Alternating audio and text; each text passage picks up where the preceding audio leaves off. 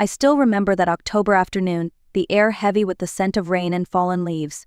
I was walking home from the grocery store when I saw her, my daughter-in-law, Chloe Carter, dragging 2 black trash bags across the driveway. She looked frustrated, moving fast, like she wanted to get rid of something she didn't want anyone to see. Then I saw it. Half hanging out of one of the bags was a small mint green baby blanket, the one I had knitted myself for my granddaughter, Sophie. My heart skipped a beat. That blanket wasn't just yarn and fabric, it was love woven into every stitch, the last thing I had made when my son Nathan was still alive. Chloe shoved the blanket deeper into the dumpster, slammed the lid, and went back into the house. I stood there frozen. I couldn't understand why she would throw it away. That blanket had been Nathan's favorite thing. He said it had a kind of magic. Whenever he wrapped Sophie in it, she would stop crying instantly.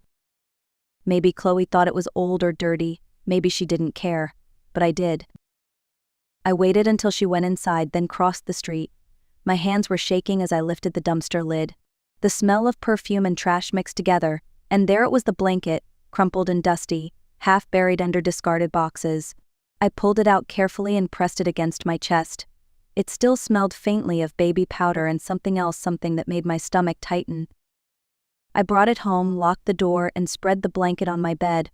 The mint color had faded a little, but the pattern was the same, small hearts along the edges and a soft lace trim. I ran my fingers across the surface, tracing every stitch like it could bring Nathan back to me. Then I felt it, a hard lump in the center, small and rectangular, hidden between the layers of cotton.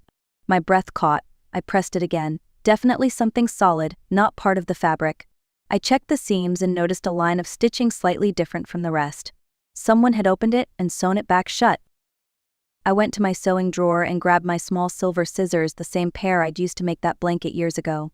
My hands trembled as I slid the blade under the thread and started to cut, one stitch at a time. Each snap of the thread echoed through the quiet room. When the final stitch gave way, I reached inside and touched something cold and smooth. I pulled it out slowly, my heart pounding so hard I could hear it in my ears. It was a phone. An old black cell phone. And in that moment, I knew my life was about to change forever. For a long moment, I just stared at the phone resting in my palm. It was covered in dust, the kind of layer that takes years to form. Why would Chloe hide a phone inside a baby blanket?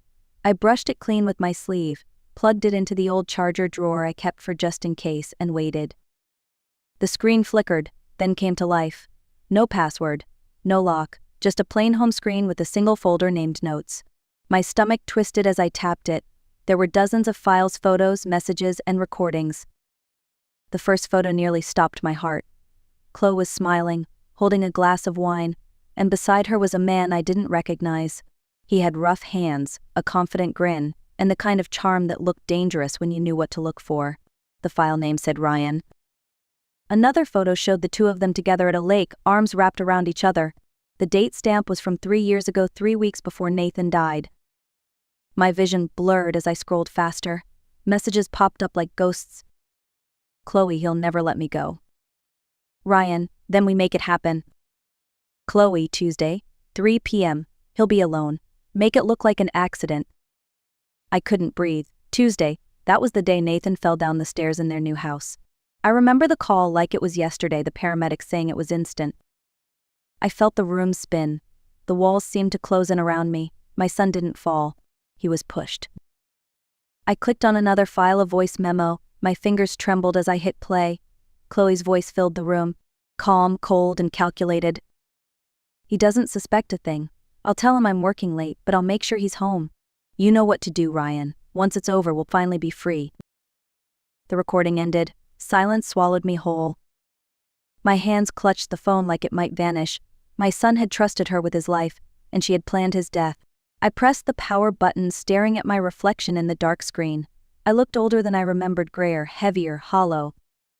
But beneath the grief, something else began to stir, a quiet, burning anger. She thought she had buried her sins in the folds of a baby blanket. But what she didn't know was that she had handed me the key to her destruction. That night, I didn't sleep. I sat in my small living room with the phone on the table, the only light coming from the old lamp beside me. I kept replaying the voice memo, hoping I'd misheard something. But no, every word was clear. My daughter-in-law had planned my son's death with another man. I thought back to Nathan's funeral, the way Chloe cried without tears, clutching Sophie like a prop. Everyone had said she was brave, so strong for a young widow, they whispered. I remember how she wore a black dress that looked more like a statement than mourning, and that faint smile when people weren't looking. It haunted me now. My mind ran through the years that followed. She sold the house 6 months later, bought a new car, took vacations to heal, and every time I asked to see Sophie, she made excuses. She's sleeping, she's with friends, we're busy. I had blamed grief for her distance. Now I saw it for what it was: fear. She had been hiding more than her guilt. She had been hiding the truth. I stared at Nathan's photo on the wall, his smile, his eyes, the quiet kindness that had filled every corner of our lives. I'm so sorry, I whispered. I should have seen it. But sorrow wouldn't bring him back, and it wouldn't protect Sophie. I picked up the phone again. I didn't know how far this went, but I knew one thing: this wasn't over. I needed help, someone I could trust completely. There was only one person who came to mind: Helen Moore, my next-door neighbor and my closest friend for 40 years. Helen had been there through everything: my husband's death, Nathan's wedding, even the night I got the call about the accident. When I knocked on her door the next morning, she opened it before I could say a word. One look at my face, and she knew something was wrong. I need to show you something, I said. And once I do, you'll never see Chloe the same way again. Helen and I sat at her kitchen table, the morning sun spilling across the white tiles. I handed her the phone, my hand still trembling. She listened to the recording in silence, her face hardening with every word. When it ended, she leaned back slowly, eyes wide. Good Lord, Grace, she whispered. That woman didn't just cheat on your son, she killed him. I nodded, feeling the truth settle like a stone in my chest. And she got away with it. Helen straightened her glasses, her mind already working. If we're going to take this to the police, we'll need more than a few messages. She'll say it's fake. We need proof that ties her to him and to money. She turned her laptop toward me. Let's start with the man, Ryan Hale. It didn't take long. He had a public profile, a construction manager for a renovation company in downtown Portland. A smiling photo with coworkers, another of him fishing by a lake, and one of him standing beside a luxury SUV. His life looked comfortable, too comfortable. Helen scrolled down and froze. Grace, look at this. The date on one post read 3 months after Nathan's death. Ryan was holding a set of keys, captioned, New Beginnings. Behind him, the house in the background looked disturbingly familiar. It was Chloe's. We dug deeper. Property records showed that the house Nathan and Chloe had lived in had been sold shortly after the funeral for nearly $500,000. The same week, an insurance payout of $500,000 had been issued in Chloe's name. And 2 months later, there was a recorded bank transfer from Chloe Carter to a personal account under Ryan Hale, $200,000. Helen exhaled. She didn't just fall in love, Grace. She financed her new life. I sat back, numb. The betrayal cut deeper than I thought possible. My son had worked 12-hour shifts as a doctor, saving for his family's future. And she turned that future into blood money. I looked out the window, where Sophie's toys still sat in Chloe's yard next door, tiny reminders of the innocents caught between monsters. She killed Nathan for money, I said quietly. But I swear to you, Helen, she won't get away with it. Helen reached across the table and took my hand. Then let's make sure she doesn't. The next few days passed in a blur of research and quiet tension. Helen and I spent every evening poring over records, news articles, and anything that could connect Chloe and Ryan to something bigger. But what we found next wasn't what either of us expected. Helen came over one morning, holding a folded piece of paper she had pulled from her printer. Grace, you're not going to believe this, she said, sliding it across my table. It was a copy of Sophie's birth certificate. I had seen the original once framed in Chloe's hallway years ago, but this one was different. Under Mother's name, it didn't say Chloe Carter, it said Lily Torres. I stared at the name, my mind refusing to process it. Who is Lily Torres? That's what I wanted to know, Helen replied, so I searched, and Grace, she's missing. Has been for almost 4 years. She pulled up a news article on her tablet.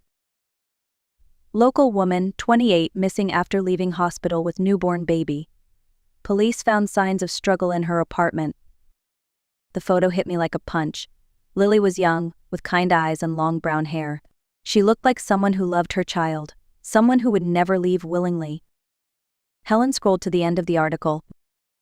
Authorities later found the infant's blanket but no trace of the baby. The case remains unsolved. The blanket. My chest tightened. The mint green one I had made. Could it be? Helen leaned closer. Grace, what if Chloe didn't just take Nathan's life? What if she took someone else's baby before that? The room went silent. The truth settled between us like a storm cloud.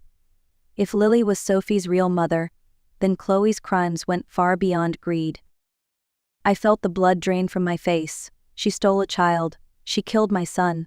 God knows what else she's capable of.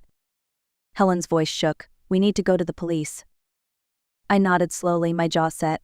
Yes, but first we gather everything. Every document, every message, every trace. Because when we walk into that station, I want there to be no way out for her. By the time we gathered everything, I had a folder so thick it barely closed, printed screenshots, bank transfers, photos, and that cursed phone sealed in a clear plastic bag. My hands trembled as I carried it into the Portland Police Department, where Detective Mark Reynolds met us in his office. He was in his 50s, calm, sharp-eyed, the kind of man who had seen too much but still cared. He listened carefully as I spoke, taking notes, stopping only to ask for dates or details. When I played the recording of Chloe and Ryan, his pen froze midair. When the voice memo ended, he leaned back and exhaled. Mrs. Bennett, I'll be honest. If this is real, it's not just a domestic case. It's a murder investigation and possibly more than one. Helen looked at me, then back at him. Detective, it's real. We have records, transfers, even the original phone. Reynolds nodded, his expression turning grave. All right, I'll reopen your son's file. And I want our forensics team to re-examine the evidence from the supposed accident. You said it was a fall down the stairs? Yes, I said quietly. But he was strong, careful. He never would have just slipped. A week later, Detective Reynolds called me back to the station. The minute I saw his face, I knew. The coroner rechecked the photos and reports, he said. Your son had bruises on his wrists consistent with restraint. Someone held him before he fell. The air left my lungs. Even knowing the truth, hearing it confirmed shattered something inside me. Reynolds continued, we also traced the insurance payout and the wire transfer to Ryan Hale. We have grounds for a criminal warrant. But we need to move carefully. If they suspect we're on to them, they might run. I nodded, gripping the edge of the desk to steady myself. Do whatever it takes, Detective. Just don't let her hurt anyone else. He gave me a small, reassuring nod. We'll get her, Miss Bennett. I promise. That night, I sat in my kitchen staring at the mint green blanket folded neatly on the table. It had once wrapped my granddaughter in warmth. Now it wrapped the evidence of murder. Chloe thought her secrets were buried. But we were already digging. 2 weeks later, the phone rang just after dawn. It was Detective Reynolds. His voice was tense. Mrs. Bennett, we've got movement. Chloe's packing up. Looks like she's trying to leave town. I froze, the mug of coffee slipping from my hand and shattering on the floor. Where's Sophie? She's with her, he said. But don't worry, we're tracking her. The next hours felt endless. I sat by the window, staring at the empty street, praying under my breath. The woman who had destroyed my family was now trying to disappear with my granddaughter, the only piece of Nathan I had left. By noon, Reynolds called again. She's at Portland International Airport. We've got officers moving in. I didn't breathe until I heard the next words. She's in custody, Grace. The child is safe. I sank into the chair and covered my face. Tears poured down freely, relief, grief, and rage tangled together. For the first time in years, I felt Nathan beside me. Maybe not in body, but in spirit. I could almost hear his voice. You did it, Mom? You protected her? When I finally saw Sophie later that day, she was clutching a small stuffed rabbit, her eyes wide with confusion. Grandma? She whispered. I knelt and opened my arms. It's okay, sweetheart. You're safe now. She buried her face in my shoulder, and I held her tighter than I ever had before. The world outside could wait. Right then, it was just the two of us, survivors of the same storm. Later that evening, Reynolds came by to update me. She had cash, fake passports, and plane tickets to Mexico City, he said. If we'd been a day later, she would have vanished.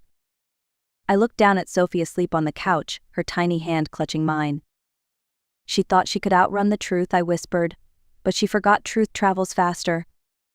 The trial began 3 months later, and the courthouse was packed every single day. Reporters lined the steps, cameras flashing as Chloe was escorted in wearing an orange jumpsuit, her hair pulled back tight. She still carried herself like a victim, chin high, eyes cold, pretending the world had wronged her. But this time the world was finally watching her for who she truly was. Detective Reynolds testified first. He laid out the evidence methodically: the insurance payout, the bank transfers, the voice memo, and the forensics report proving Nathan had been restrained before falling. Every piece connected perfectly, a puzzle that spelled one word: murder. Then came the bombshell.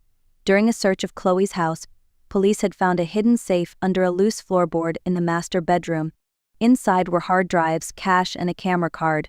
On that card was a series of video diaries Chloe had recorded for herself, her truth, as she called it. In one clip, her voice played through the courtroom speakers. "I don't regret it." Nathan was weak. "He never appreciated what I did for him. I built our future with my own hands, and he stood in the way. I took what I deserved." Her own words silenced the room. Ryan Hale was brought in next. His face was pale, his body thinner from months in custody. He accepted a plea deal in exchange for full cooperation. When asked why he helped Chloe, his answer was simple: "Because she made me believe it was love." The jury didn't need long. Guilty on all counts: first-degree murder of Nathan Carter and Lily Torres, plus 3 counts of homicide linked to elderly patients at the care facility where she worked. As the verdict was read, Chloe didn't flinch. She just stared straight ahead like she'd expected it all along.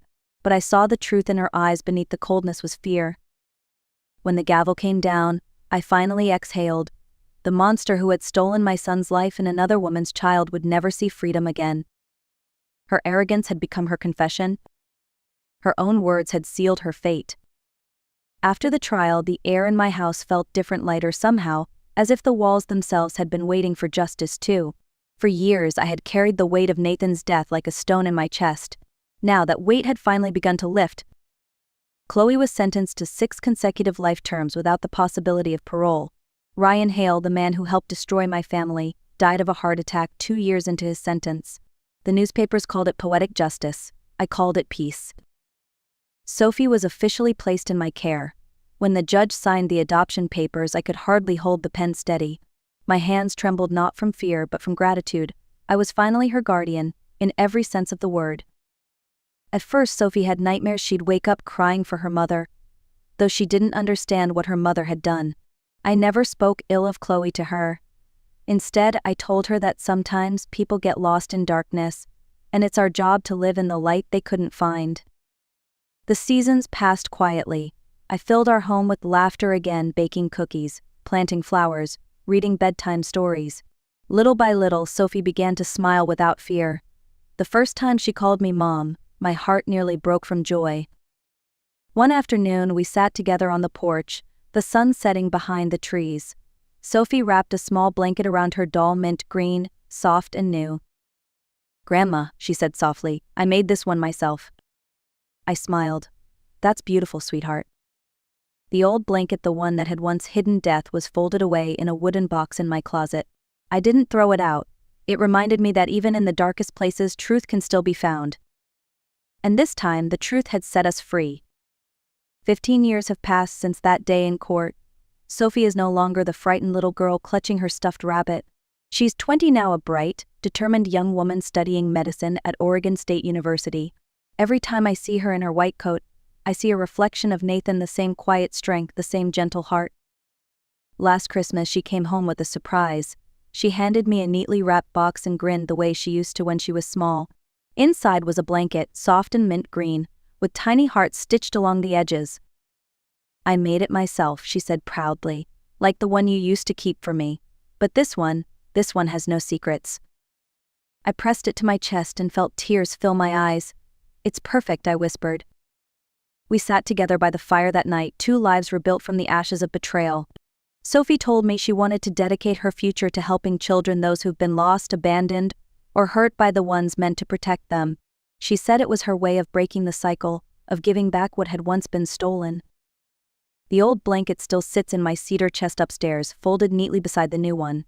One carries the scars of lies and death, the other carries love, redemption, and hope.